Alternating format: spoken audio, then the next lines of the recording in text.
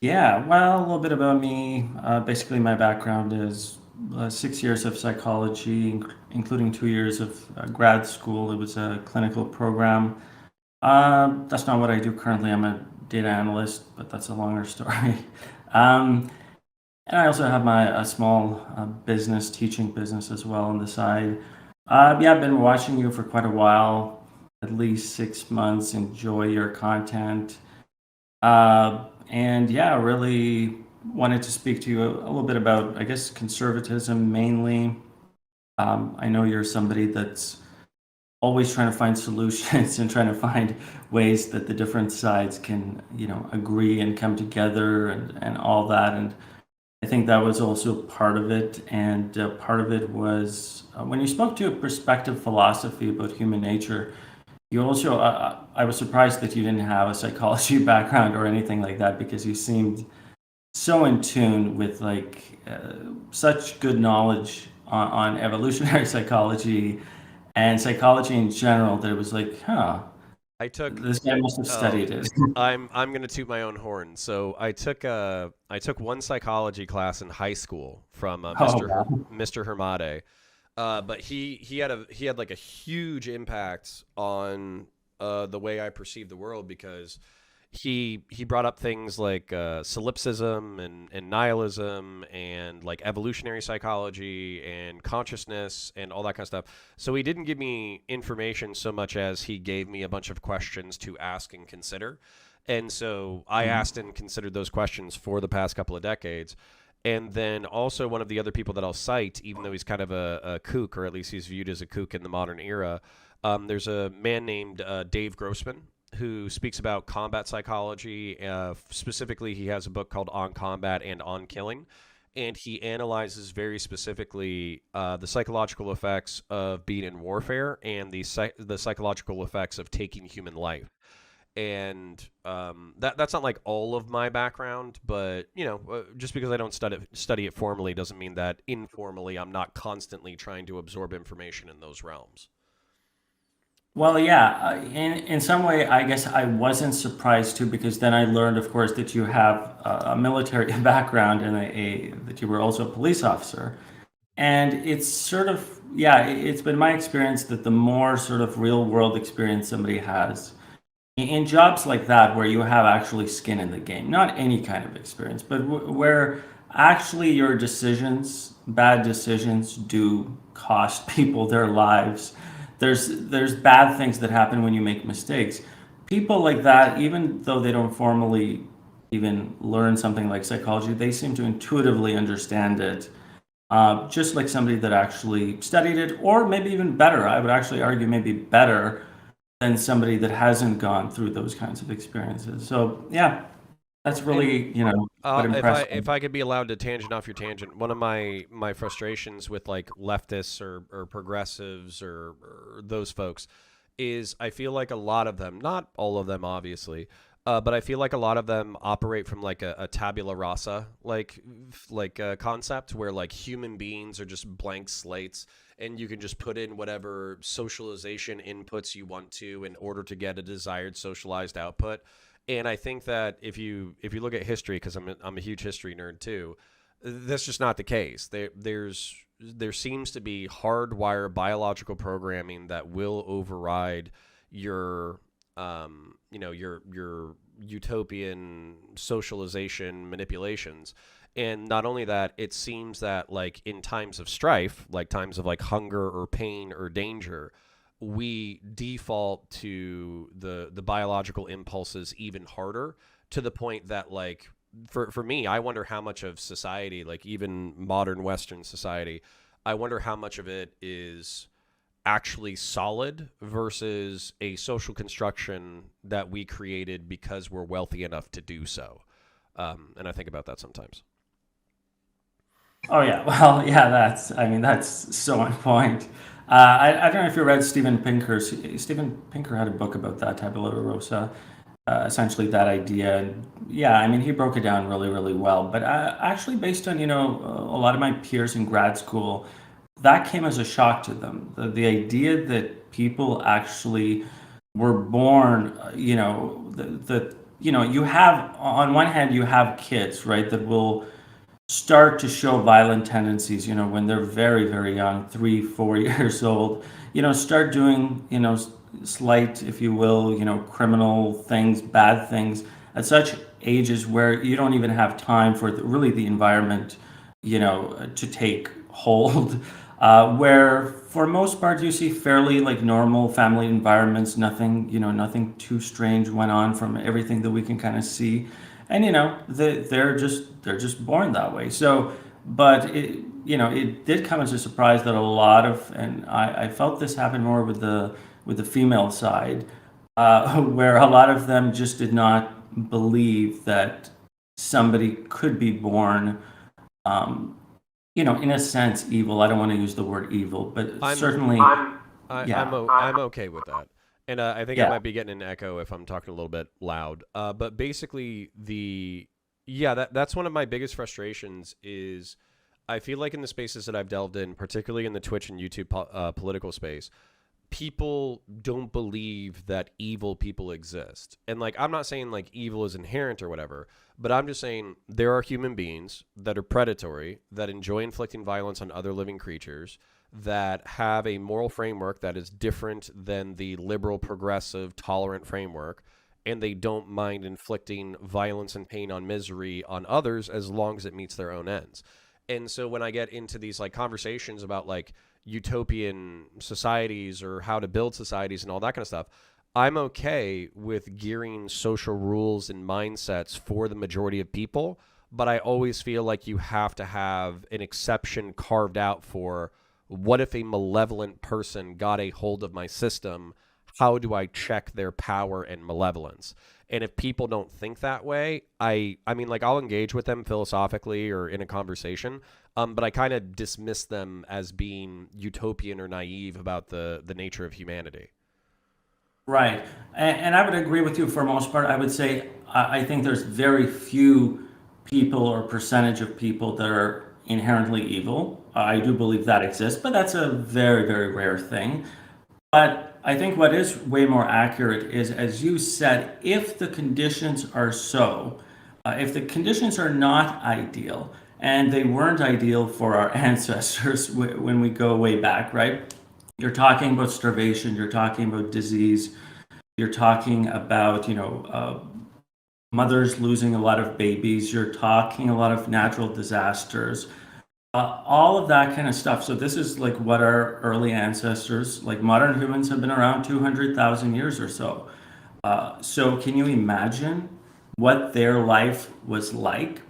Hmm. So when you think about that, it's not really hard to imagine that people would not be these perfect saints. As you said, we didn't have this all these things that we have today, which kind of put in what I loved that you said during that discussion with PP is that there is this veneer that if you just like if just one thing goes wrong, all of this can kind of come sliding down, and we would go into that state that you're talking about that exists in many parts of the world. So I'm originally from the Balkans, I didn't mention that.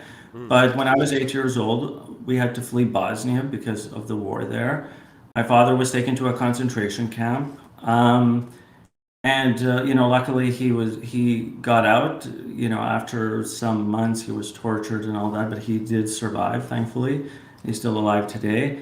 But that happened, and Yugoslavia, for most part, people got along. Serbs, Croats, Right. Bosniaks, Yeah. got along, and you know what? All white, all white. Can you imagine white people fighting? It's Well, shocking for Americans to see white people fighting. well, Eastern Um, Europeans though, okay, let's be clear. All right, so I'm joking a yeah, little bit, but like, okay, so is your family Serb, Croat, Bosniak? we're Bosniak, yeah. Okay. So yeah, so that was actually one of the really interesting things that I learned in the military, but also in general, is this is particularly why like I identified as a libertarian probably 5 years ago, maybe 10 years ago now, and I was just like, I leave you alone, you leave me alone. what a simple social construction that we can both abide by in order to make it through this life. I actually feel like it's so easy, it's childish, which is why, now I kind of look down on it a little bit. But what I learned through the military and what I learned through studying like American imperial power and what I learned throughout history is that like power abhors a vacuum. So you can either have like a benevolent power or a malevolent power, but you still have to have power, and you have to have some level of codification and control. And the former Yugoslavia is actually really interesting because a lot of people look at the former Yugoslavia as the ideal socialist model during the 20th century, where like Tito oversaw a market economy. He told the Soviets to go fuck themselves. There was a certain level of authoritarianism where if you talk shit about them, you would end up in jail, tortured, killed, whatever. But basically, as long as you didn't talk shit about the government, you were kind of left to do your own thing. So that people, at least leftists or whatever, they kind of look back on that time with rose-tinted glasses. But for me, what happened in the former Yugoslavia when Tito, I view him as like a benevolent dictator.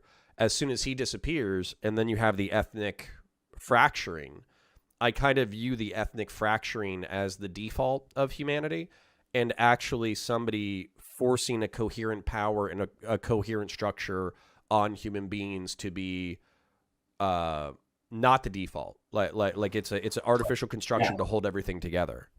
Exactly. Again, going back to the veneer part, because what Tito did is by basically not allowing free speech, he was able to kind of promote this unity, brotherhood, between the different groups. But so on the outside, it looked like, so we had Serb neighbors. They were great friends. Everything seemed perfectly fine. Like we lived in a town that was 50-50 Bosniak, 50% Serb. So, these same people that were his friends were later, torturing him in a concentration camp. So, again, you don't know what's going on in the background if people are not allowed to speak, if people are not allowed to actually say what they want to say. And this is why, it's a weird thing now that it's become a conservative thing, but this is why I am standing up for free speech, and I do believe in free speech, because you want to see what people are thinking, even if they've got, horrible views, whatever they think. You don't want them to retreat to some place where, like, they're not in the foreground. They're somewhere in the background or somewhere hiding, and you can't see that they're spewing these different kinds of views. So I think it's important that people are able to express themselves, because I think Yugoslavia in many ways was the result of what happens when you basically try to force different groups of people to live together. Because as soon as, also one of the things that caused this destruction is, as soon as the economy started devolving, at one point the economy was pretty good. As soon as it started doing bad, then it got ethnic. Croats started blaming, sort of the central government. Like, oh, you guys don't care about us, in this region of the country. You're favoring this region of the country. So you had those kind of politics. But again, so much of what makes America right now work in many ways is the fact that it is decentralized to a large degree. With each of the states having a lot of power, and if you take that away and if you try to centralize it more, yeah, that could be a recipe for disaster. At least if people don't have skin in the game. Yeah, this is actually really interesting to me because this is I get really really frustrated with a host named Prime Kai. I love him. I was on his show for a really long time, for about 6 months, doing debate panels. But one thing that him and I don't see eye to eye on is, I believe that you need some kind of like social glue. You need something that holds people together. The Christian nationalists like Nick Fuentes or John Doyle or whatever, and also Big Papa Fascist Andrew Wilson, they believe that like religion used to be the glue that held America together, and because America has secularized largely, because people don't take their faith seriously, and because we have a more syncretic view where we tolerate, like, Islam or Buddhism or Hinduism or whatever. What's happened is we've lost that social glue, and what we need to do is return to Christian nationalism.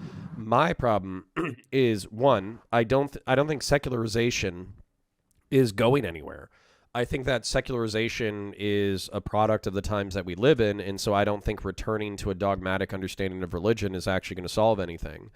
And then when it comes to liberalism is actually, like, very weak. Like, I want it to be strong, but it feels very weak because it's very amorphous. It doesn't tell you what to do with your life. It just says you have freedom of speech, freedom of conscience, you have the right to self-defense to a limited degree, and that the government is supposed to follow its own rules. That's what American liberalism says. And for me, when I hear somebody say, we don't even need people to believe in the American liberal civic government in order to be a part of our project, then I'm like, okay, what's keeping us together? What's keeping us together that's not going to result in a former Yugoslavia? Like, and you can see people trying to recreate religious and ethnic tribalism to create the teams that we can kill each other from.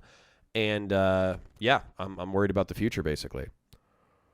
Yeah, I do think though there is hope at least on the right, and I think you were bringing up before, like, is there anything really that unites the right wing? And I think there are some things like Jonathan Haidt wrote about this in one of his books. I'm forgetting the title now, but one of the differences he was saying between leftists or progressives and the right wing is essentially the right wing has a more encompassing moral intuition, so they care about a few more things than your typical progressive or leftist. So he talks about the fact that leftists generally care about harm and fairness. So Mm-hmm. those two things, but conservatives care about those things too, but they also care about liberty, authority, loyalty, sanctity. So in a sense, there is definitely a more encompassing, in some ways, even a more, I would say, sophisticated or at least varied uh, sort of values that conservatives seem to have. And I think whether you look at sort of, Christians, whether you look at more just people that are traditional but not necessarily religious, whether libertarians wouldn't necessarily fit in there, but I think you kind of called them the racist right wingers. I wouldn't necessarily call them that, but that kind of group too. I think they would also fit in there as well, in the sense that they do just have these intuitions that are a little bit more broad than just your typical leftist. So I think they can see eye to eye with let's say a Christian, Mm-hmm. because I think you can relate on the idea that, okay, as you said, the flag, the American flag, is something that people should respect, right? So the law is a different thing, The law might say you can do it or you can't do it, but it just as a sign of respect, you should be honoring the flag. You should be respecting the cross or different religious symbols, let's say, something like that. Because again, it's a sign of like tribe. Are we on the same team here? And it's like leftists can't understand that kind of disrespect is not something that a right winger is going to trust. Yeah. No, If you no, do you, something. you you nailed something on the head for me, which is basically like legality. This is where I kind of I get dangerously afoul of conservatives who I don't view as conservative. I view them as traditionalists. But I get dangerously afoul of traditionalists because when we start talking about legality, I'm like, okay, well, what is the correct immigration policy? Because I don't necessarily care if people are Hispanic as long as they, aren't criminals, are going to work, pay their taxes, be good citizens, learn the language, learn the culture. I don't really give a fuck how many we take. And then also when it comes to like trans people or gay folk or basically a bunch of like liberal progressive shit, I'm very liberal on it until it starts getting into kind of what you were saying with that should. You know what I'm saying? So for instance, Mhm. like I'm okay with gay folk having relationships, being gay, whatever. Like I don't think it's good for the government to legislate your morality, but Like, I also don't think that if you're gonna fucking stay up for 3 days straight banging fucking 50 dudes and doing meth, which, by the way, I have gay friends who have done that shit before, I think I should be able to say, hey, bro, that's fucked up. Don't do that shit without being called a homophobe. And I'm not trying to get the arm of the state to come fuck with you, but I want to be able to say, hey, you're doing something fucked up that's bad for you long term. Please fucking stop doing that without being called a fucking homophobe. Yeah. So yeah, Yeah. that's frustrating. Yeah, exactly. I think there's certain things like that is why a country does have to have certain values because the whole point is the values are supposed to transcend the law, right? So it shouldn't matter what the laws are if you have strong values because then it doesn't matter where people live in the country. Borders don't really matter because you have those values. So yeah, I Yeah, mean, but do I we have certainly. any in the United States? Because so far, like the only values that I see in America are like consumerism, Yeah. um, and honestly, like anything that you could tangentially relate to consumerism. So if it involves working hard to be able to consume more, or if it involves Yeah. trying to work less so you can have a better work-life balance, it's all related to consumerism. And I don't think we have any other part of the culture. Like we have these offshoots that can be temporarily reinforced. For instance, like Chad and I, we were talking about like Marvel movies. Like I feel like popular culture can spread some level of like virtue or moral messaging to different generations. But I think that there's so many different messages that we don't have a coherent philosophy. We don't have a coherent American worldview. Right. Right. But is that even, do you think that's even really possible with how the country came, how the country became the I don't United know. States of America? I don't know. Because that's like, yeah, in some sense it is hard. I know that one of your criticisms was that it seems that conservatives don't have any kind of like positive vision for the country. It just seems like they love complaining about leftists, which I don't disagree with. Particularly with the politicians. Like I think Yeah. if you talk to the average person, like the average conservative in like a rural town, and you're like, hey, what's important? They would be like, oh, taking care of family, taking care of my property, taking care of my life, taking care of my wife, like all that kind of shit. Making sure that my kids are doing well. I think they would all have those kind of answers for having like a coherent individual projection of what they want their lives to be going forward. But if you're talking Yeah. about policy, I don't hear Yeah. shit. I don't hear anything out of the American right wing that I think is a coherent policy. Yeah. Well, here's my view. If you want, so I actually think, but I live in Canada, so I've lived in Canada since I came from Bosnia as a refugee, in my family. So we have universal health care. I would be a hypocrite to say, well, if, I think, and there's nothing wrong with being a hypocrite, by the way, everybody's a hypocrite. It's like you should be a hypocrite, right? Like you shouldn't, if you treat your kids the same, like if you treat your kids the same way as strangers' kids, then you're crazy, right? So we're hypocrites in a lot of ways, and we should be hypocrites. Like that's kind of the point. But like the only thing I would like the left to acknowledge on this is that the universal healthcare is not a solution. There's trade-offs, right? There's trade-offs. The healthcare system is not going to be as good. You're not going to have doctors. You will probably have doctors that will leave that system and go elsewhere. You will have the thing. So for me, it's not even a question of should that be a thing. As I said, I think universal healthcare is very popular in Canada. It usually gets in polls 80-85% of people are in favor of it. So I don't think that there's anything wrong with, let's say, that. But I think there has to be some sort of skin in the game that you know ideally I don't know what the solution is. Like maybe it's not totally free, or you have to maintain, let's say, a certain weight or something like that. That might be kind of like crazy policy. That might be too authoritarian or something like that. But other ideas would be other countries do this, mandatory military or police service, things like that. I would be in favor of. So for everybody, things like that, that like that at least you show some sort of well, first of all, there's more purposes than one. First of all, it would be to show that you're patriotic for the country. You're willing to fight for the country. You're willing to serve the country. So that would be one thing. But it would also some of these people, the problem with some of the leftists is that they spend all their life in school and they're totally separated from reality. So they need these kinds of experiences like that you've had and that I've had. Like I've worked normal jobs most of my life. So they need those kinds of experiences to see how the actual real world works.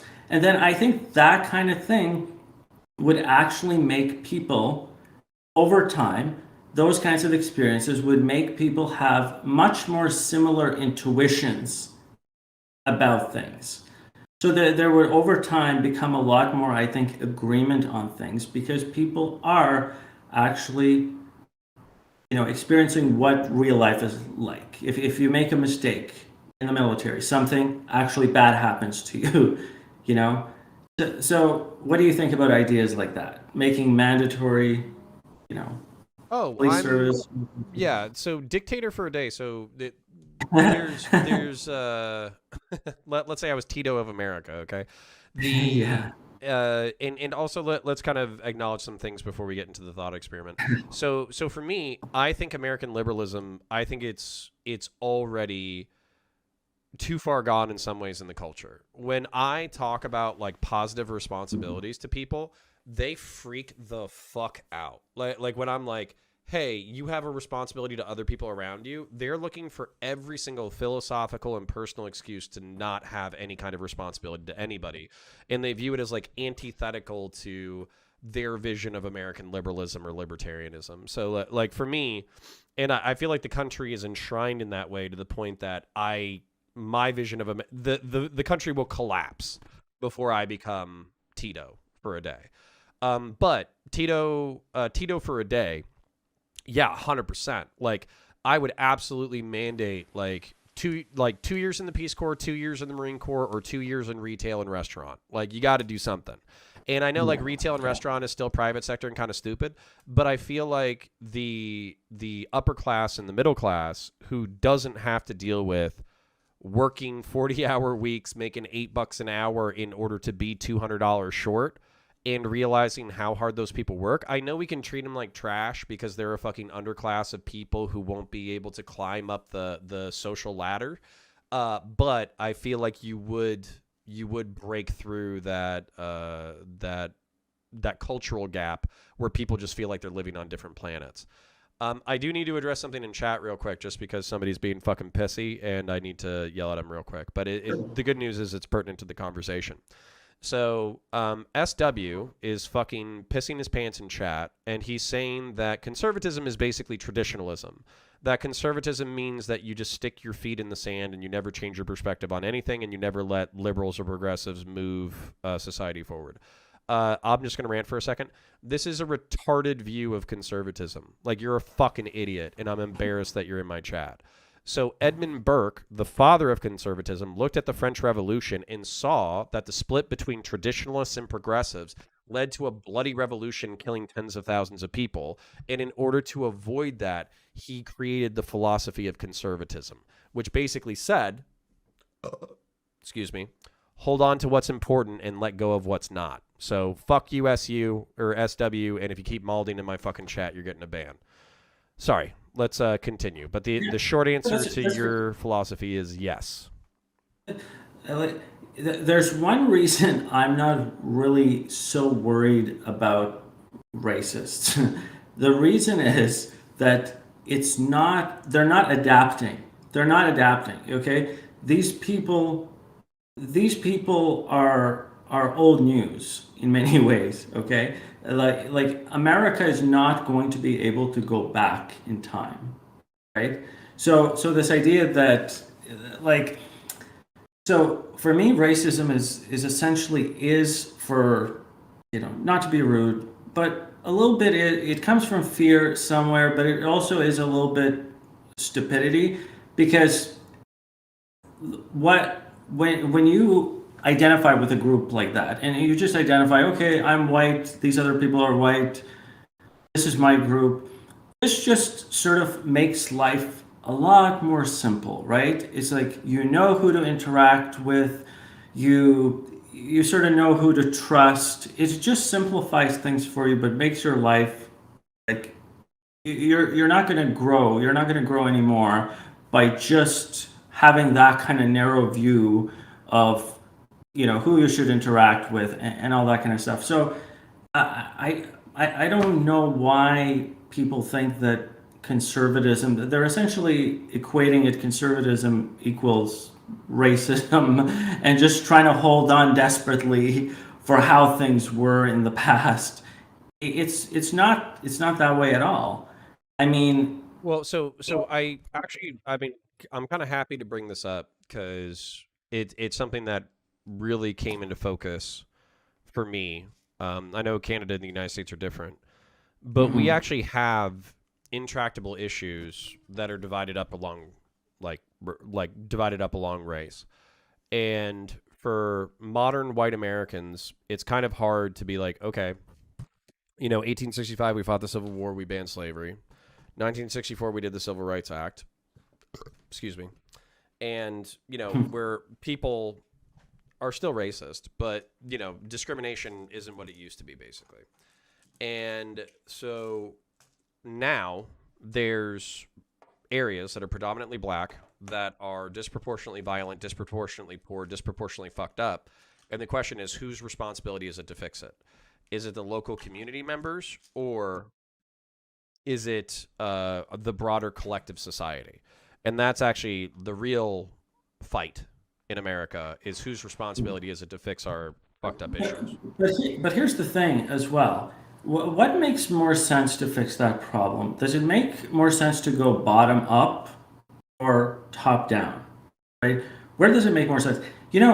Canadian healthcare didn't come about top down. It didn't come about because the Canadian government said, okay, we're forcing everybody in the whole country to have universal healthcare and we don't care, what each of the provinces want. So Canada is also a federalist system.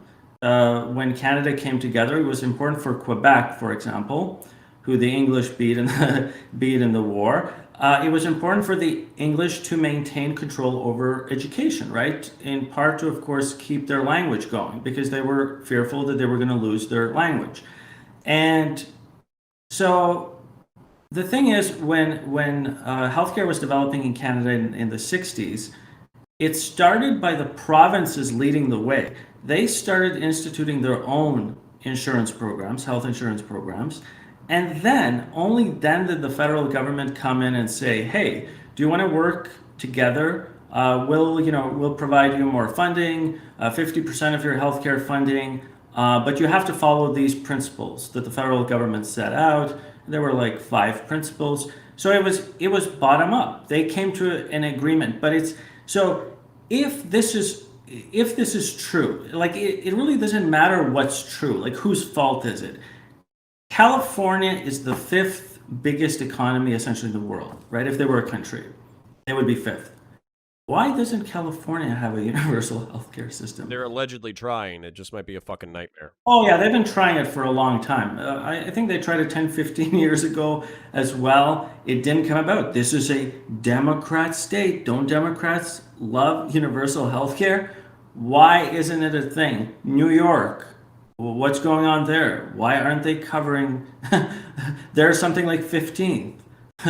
Well, what's going on here? So it doesn't seem like this is about. It doesn't seem like this is actually about healthcare. It seems like this is about resentment. It is more about making people do something that they really don't want to do. I think honestly, the leftists are losing their mind that a conservative is actually saying, oh, I think there should be universal healthcare at the national level. because they don't actually want agreement. I actually don't think they want agreement because what people really get a rise, what they really love is when they get to take away things from other people and do Oh, something they fucking other people. love that shit. That's what they want. Let's take his money. This is really the point. As soon as you agree, they're like, I don't know. Is it really a great idea? there's so many, there's so many drawbacks. Well, I think that's part of my problem with Twitter interactions is like everybody's so addicted to conflict when I try to ask them to engage in a paradigm that's not necessarily conflicted. Where like they're like I say something and they're like, that's the stupidest fucking thing that I've ever said. And then they summarize me in the least charitable way possible. And I've done this like probably half a dozen times over the past like I don't know, like a week or so, where I was like, okay, summarize my argument like I'm not retarded. And then they just can't do it. They just can't do it. All they can do is summarize me in the least charitable way possible. They can't actually conceptualize the way that I process things, or they're choosing actively not to because they know that they would have to contend with something that wouldn't be stupid. And actually, I'm not sure if you've heard of those studies, but I think Haidt had it in his book as well, where they were looking at how well the conservatives understand the left and how well does the left understand conservatives. And conservatives were found to actually understand leftists very much, like what their position is, what they believe in. Leftists basically did not understand conservatives very much at all. They Or basically, pretend not to. It's fucking yeah, wild. Yeah, like I even honestly, the ones that do pretend not to for political expedience. I honestly think they just don't, for whatever reason, they don't have the intuitions, and maybe it is that I think it is the lack of experience. Like, who's leading the leftists? It's the academics. Academics spend their whole life in school. They're separated from the real world. Everything that they say, everything that they write, it never actually has any like it can't. Uh, what's the word, like whatever they write, it can be falsified, so they can make up reasons as to why this didn't work out, why this prediction didn't work out, so nothing is falsified. And I think that has to do with it. Age is another factor. Younger people seem to come around as they age and become more conservative over time as they get more experience, as they start having more responsibility. So certainly that seems to be a part of it as well. Um, I did want to ask you. I remember you were saying that in an ideal world, essentially you want, or was it you want individuals to be individuals that are conservative, but a government or state that's more liberal, or something along those lines? Yeah, absolutely. What does that mean exactly? So, like, a lot of conservatives view, or at least tend to view personal responsibility as like the foundation of society, and a Mm, family and strong social connections and community as the foundations for a good society. And also, paying ties, paying your church, mhm. taking care of shit. That's all important, at least rhetorically, to conservatives. So I think what the government does is it makes up for the gaps. And so ideally, everybody would already be conservative in the fact that they would want to take care of themselves, their family, and their community. And the government would have a minimal role only when necessary. That's impossible at this point. Well, isn't that sort of what the US is in many ways currently? Like, if you look at the states and the counties as sort of that community level, that's where the charity is, that's where the community is. And then you're looking at the national level that really shouldn't be in charge of a lot because of the diversity in population, the large size of the country. Isn't that sort of what you already have? It's supposed to work that way, but you can't have that I system if the I was people. gonna say should. Yeah, because people in those cities, we just talked about it, they don't want to take responsibility. They want to say the federal government is not giving us enough money. Like, when they can actually solve these problems at that county or state level. Like California Well, is the fifth biggest economy. If they should. can't solve the problems, who can solve them? Yeah, It's just yeah. that Alabama is going to solve California's problems. I don't Well, know. in no, no, I think you're hitting on a major point, and this is actually where I understand conservatives don't want to throw good like bad like good money after bad. Like we're giving you billions of dollars, we're giving you teaching and assistance and police training and teaching shit. What's the return? And if there's no return, why are we going to keep giving you money? I understand that. Right. But it's even more than that. It's clearly not working because there's it seems like a capitalist materialist solution to the problem. The problem is not that people don't have money. It's just not. Right. Like it's not a problem of money. Like, if you're a drug addict, the last thing that you need is money. You're just going to kill yourself. Like there's a lack of, like, and again, every time, yeah, for sure the word responsibility is overused, and it's true that people start at different places in life. Not everybody starts at the same place, but it it has to start there. It has to start, like, for example, you said, for a lot of Christian people and right wingers, it's a lot of rhetoric. They say there's importance in community, there's importance in charity, but they don't seem to be doing it. Now, I actually disagree with that. They are doing it, but they're helping people who who are actually part of that group. They're not randomly throwing money around. Well, So yeah, yeah, yeah. they're So very, yeah, that's actually so this is a super important point. Conservatives will help you if you adopt conservatism. If you don't adopt conservatism, fuck you. And liberals and progressives view that as a negative, but for conservatives, it's like, why would I give you money to fuck shit up? yeah, And that's actually like it's kind of like a moral lesson. But one of the things that you said was like, who's if anybody's going to solve it, it's going to be the community. One of the other things you brought up was like early childhood education.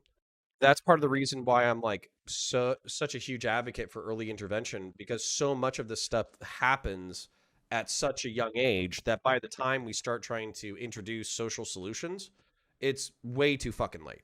Like beyond late. When I was a cop, I can't solve 30 years of fuck ups in 20 minutes. I I know. can't. And neither can a teacher and neither can a politician.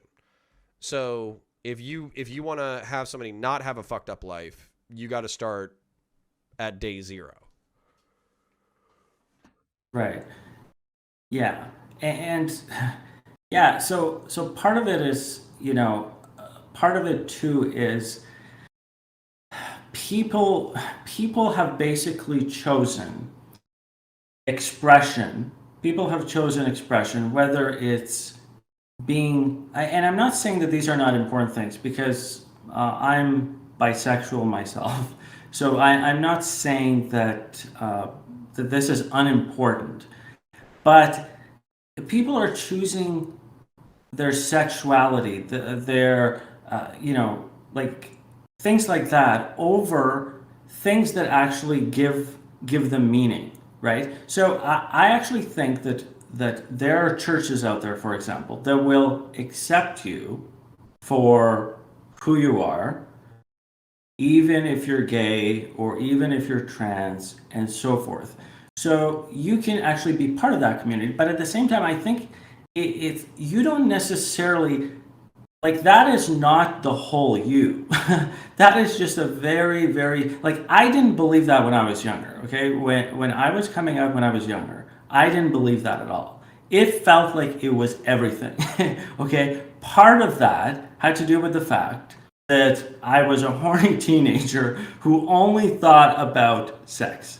Okay, so when you think like that, then you think, wow, this is like the most important thing ever, right? As you age and you get in your 30s, and that sort of decreases a little bit, and you start, let's say, having a yearning to have kids. Okay, I can't do that with a dude. I've Mm. tried. It's not possible. Okay. And the thing is, that yearning for a family and kids actually made me way more attracted to women because women are the ones that can actually provide that for me. You see, so age plays a huge difference, a huge role in how you even see your sexuality. So I'm a huge believer that you are born gay or bi. You're on a spectrum, right? But do not think that over time, as you live your life, that can not change in some sense because your priorities are going to change. When your priorities change, it can actually change the attraction level that you have to something. Okay, so that's like, that's a personal story, but it's more. So what I'm saying is, I think sometimes people are giving they care more about having the freedom of being gay and somebody else accepting that part about them when really they should be they should be joining a church and looking at the bigger picture of life, joining groups that give them more meaning and connection than just that nonsense Yeah, that's then the virtue of being gay on Twitter. Yeah, yeah. this is something that it's a lot harder to develop character and personality and experience and virtue and all that kind of stuff though. So I think it's a lot easier to just come up with your profile. I've heard it described before, the prophilicity. It's easier to come up with a profile than it is to actually lead things that cause you to have experiences and principles and virtues. And then also, this is what I've said about like neo pronoun people. It's like, dude, I'll call you fucking squirrel self, but you better have something to fucking offer me besides the fact that you're a fucking squirrel gender, like 30 minutes into the conversation, or we're never fucking talking again. And it's not because you're a Yeah. fucking squirrel. It's because you're a fucking boring ass fucking human being who doesn't have anything to offer the world except for your weird fucking gender identity. So that's kind of where for me, like, yeah, I think the younger generation in particular is lost in that. I think the older generation has done a piss poor job of articulating why difficult things should be done. And I'm worried about the future, but I'm also kind of like, I'm worried that, or the reason why I'm not that worried is because it's so fucked up. Honestly, we have no option but to try. Because if we don't try, it all falls apart. So for me, it's kind of like our back's up against the wall. We might as well just fight anyways to make a better world. Because right now it feels like we're at the cultural bottom. Yeah. But would you agree with me that actually, let's say Christians, and I would say this is true of Islam too. I don't know if it's true of Judaism, but would you say that they're generally, I know Islam is fairly open as well, to people that are willing to join. They're very open minded for most part, as long as you, of course, in Islam, if you repent for certain behavior, which is a little bit different. But in general, they are open to you joining and then being part of that community as long as sort of you buy in. And like, do you think that it would make sense, do you think that it makes sense for like Christians or Muslims to support people financially, let's say, even if they are acting in ways that they think are totally against No, whatever you want to say? no, So yeah. okay, so you would then say it is kind of unfair to say that then what you said before, that kind of Christians kind of rhetorically say we're for this, but they don't actually do it. They do it, right? Yeah. So I would say that there's certain services that I think should be provided regardless. Yeah. I think like security is obviously one. Like I think if you're a fucking degenerate meth addict, sex worker who's on the streets for months on end, or if you're a pious Christian fucking priest who's never had sex or done drugs in your entire life, I don't think a Right. law enforcement response should be based on what kind of person you are. Yeah. Same thing with medical care. Same thing with education. I think these things, even if you're a piece of shit, we should provide these services to you. But Agree. I do agree that to a certain extent, it's weird to expect a social community that has expectations of its members without foisting any social expectations onto another person to just provide endless amounts of services and empathy and all that kind of shit to another person without any kind of reciprocal expectation. No, no, ultimately I think that's morally incorrect at some point to expect unlimited support no matter how you conduct yourself. Well, I think in a weird way, veganism is a very interesting example of this because I know you've discussed veganism with perspective philosophy as well. And one of the things about veganism that vegans can't seem to understand is it's not simply the taste of meat. Like, that's such a little part of it. Like, that is a part of it, but you can get over that. A huge part of it is I come from a culture of huge meat eaters that spans hundreds of years in Bosnia. My favorite foods that we get together on holidays and celebrate together with these foods that happen to have meat in them. My my reservation about veganism is not eating the meat. It's saying no to my grandmother of not coming over because you're killing animals. Look what you've done. Look all the killing and alienating myself from my community, my tribe that protects me and is there for me and that provides for me. So can you not see that connection? This is not about meat and the taste of meat. This is about saying no to hundreds of years and thousands of years of traditions and basically saying, no, I'm going to be a princess and I'm going to say, no, I'm not coming over. Don't you know I'm a vegan? Veganism is so much more important than my family. I mean, Well, can you? That's I, basically what you're saying. Like, and that's basically what you're saying. I think there's a social dynamic, particularly for people who get rejected from their community, gay folk, trans folk, etc., where because they end up getting rejected from their IRL community, the internet community and that prophilicity becomes 10 times more important. So that identity Yeah. becomes even more important because of that social rejection in the first place. So if you were like, "Hey, grandma, I'm vegan. Can I have some fucking beans mixed in with this shit and just skip the meat Right. on a little bowl?" And she's like, "Fuck you, you fucking puff. Like don't come over." Like then you're gonna be like, "Oh, okay. Well, I'm gonna triple down on veganism because fuck you."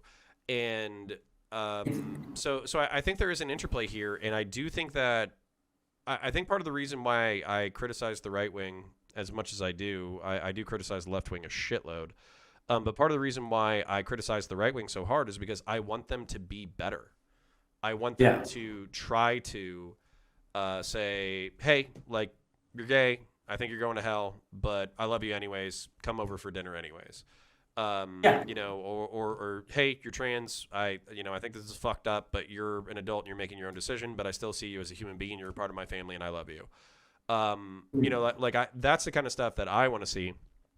And then for the trans people or the gay people or the progressive people who want to be able to do like heroin and fucking meth and shit, I don't want them to expect endless understanding and support when people don't respect them or support them, Yeah. and to force it through governmental fiat. So that's where for me, like circling this all the way back to where you were like, hey, you want people to be individually conservative, but the government to be liberal. I don't think I think the government, to a minimum degree, should provide like support services for everybody, like security and education and health. But after that, it's going to be up to human beings being good human beings to create a good society. So that's kind of the difference. But we are rolling up on an hour, believe it or Yeah. not. I know we could probably keep talking for a while yet, but I do have basically what happened was I got sick and I got 3 years, or not 3 years. I got 3 weeks late on everything, so I have to do back to back to back. Do you have any closing thoughts or ideas or questions that you want to hit before we kind of shout out and get out of here? Yeah. No, let's leave it there. As you said, yeah, we could potentially go on forever, but yeah, no, that's a good that's a good place Well, to kind of. you should have gotten the Discord link as a part of this invite. So if you want to Yeah. talk to a bunch of other philosophical nerds, there's about 35 to 40 of them between the two chats right now. So, so All right. Awesome. Thanks, Connor. It was fun to No, talk it, to it you. was my pleasure. It was very fun. I'm happy I got to hear your cool story. I'm happy that your dad is okay. I'm happy that you're in America where there's less likely of a chance of people fucking you over.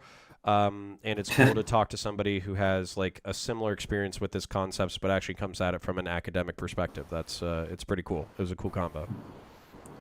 Yeah, thanks a lot, man. All right, you have a beautiful night. You too. Bye. Bye bye.